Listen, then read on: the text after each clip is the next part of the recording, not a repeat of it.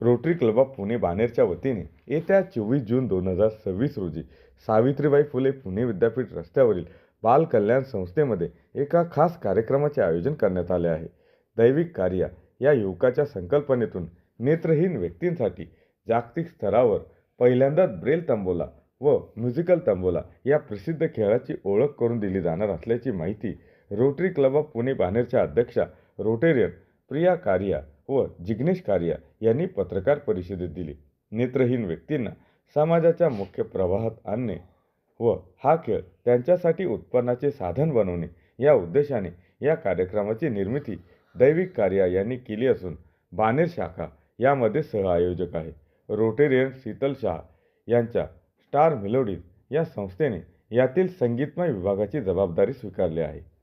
I magic असे शीर्षक असलेल्या या कॉपीराइट संरक्षित खेळाचे व कार्यक्रमाचे आयोजन बाल कल्याण संस्थेतील विशेष मुलांसाठी करण्यात आले आहे. कार्यक्रमात अंदाजे 240 दिव्यांग मुले तसेच प्रौढ मिळून सर्वांचा आवडता मनोरंजक असा म्युझिकल तंबोला खेळ खेळणार आहेत. जागतिक इतिहासात पहिल्यांदाच नेत्रहीन व्यक्तींसाठी तंबोला तिकिटे ब्रेल लिपीत व इतर दिव्यांग मुलांसाठी नियमित तिकिटे असणार असल्याचे जिग्नेश कारिया यांनी सांगितले. कार्यक्रमात डिस्ट्रिक्ट गव्हर्नर रोटेरियन संतोष मराठे, फर्स्ट लेडी डॉक्टर तनुजा मराठे, PDG रोटेरियन मंजू फडके आदी उपस्थित राहणार आहेत. मी रोटेरियन प्रिया कारिया, serving president of rotary club of Pune Baner. आणि 24 जूनला आम्ही एक नवीन प्रोग्राम लॉन्च करतो आहे ज्याचं नाव आहे IC मॅजिक. हे व्हिज्युअली इम्पेअर्डसाठी आम्ही स्पेशली डिझाईन केलेले आहे. एक तंबोला म्युझिकल तंबोला आणि याची संकल्पना दैविक कार्याची होती की व्हिज्युअली इम्पेअर्डसाठी पण काहीतरी एक गेम असला पाहिजे. तर पुढे प्रोजेक्ट कन्व्हिनर जे आहेत ते सांगा. नमस्कार. आता हा विषय 8 महिन्या अगोदर किंवा 9 महिन्या अगोदर आमच्या पुणे क्लबच्या तंबोल्याच्या वेळेस हा आलेला होता आमच्या मुलाच्या मनात. दैविक कार्य त्याचं नाव आहे. यामध्ये हौजी आणि तंबोला जे आहे ते वर्ल्ड वाईड सगळे जगभरात लोक खेळतात, पण ब्रेलमध्ये ह्याला उपयोग कसा आणायचा तो कन्सेप्ट त्यांनी आम्हाला प्रश्न विचारला होता. आम्ही त्याला सांगितलं तू क्रिएट कर आणि आम्हाला सांग कसं करायचं. तर त्यांनी रिसर्च करून लोकांना डिस्कस करून मग ही तिकीट त्यांनी काढलेली आहे.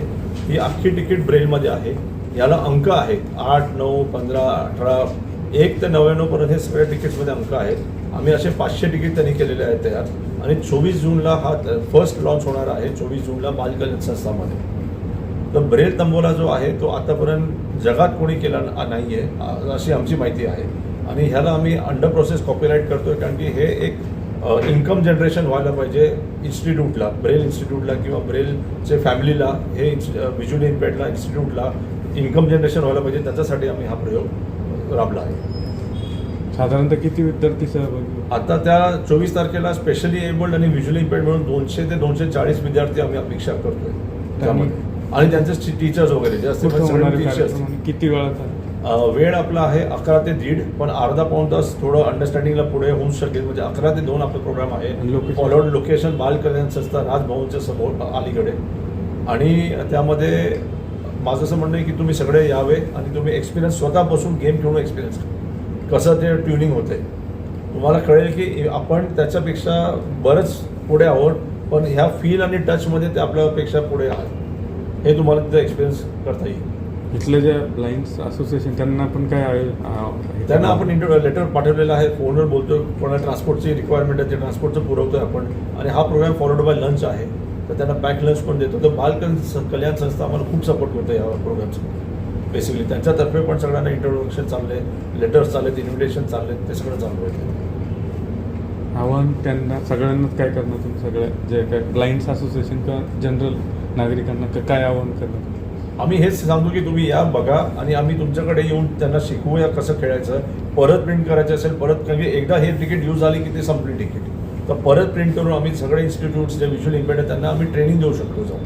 हे आमची भूमिका आहे. आणि रोटरीकडनं प्रचार प्रसार याचा? रोटरी तर आहेतच, पण रोटरी सोडून इंडिव्हिज्युअली पण आम्ही करणार आहोत. कारण की रोटरीमध्ये आता यांचं वर्ष आता 30 जूनला संपतंय. पण रोटरीने आम्हाला हा सपोर्ट केलेला प्लॅटफॉर्म दिलेला आहे आणि स्टार मेलोडी जे आहे आमचे रोटरियन शीतल शाह ते त्या दिवशी परफॉर्म करणार आहे लाईव्ह कॉन्सर्ट. आणि आमचे डिस्ट्रिक्ट गव्हर्नर जे आहेत संतोष मराठेजी ते येणार आहेत इनॉग्रेशनला या प्रोग्रामच्या. त्यांना हा प्रोग्राम खूप आवडला तर ते स्वतः येणार आहेत सपोर्ट करायला या कॉन्सर्टला.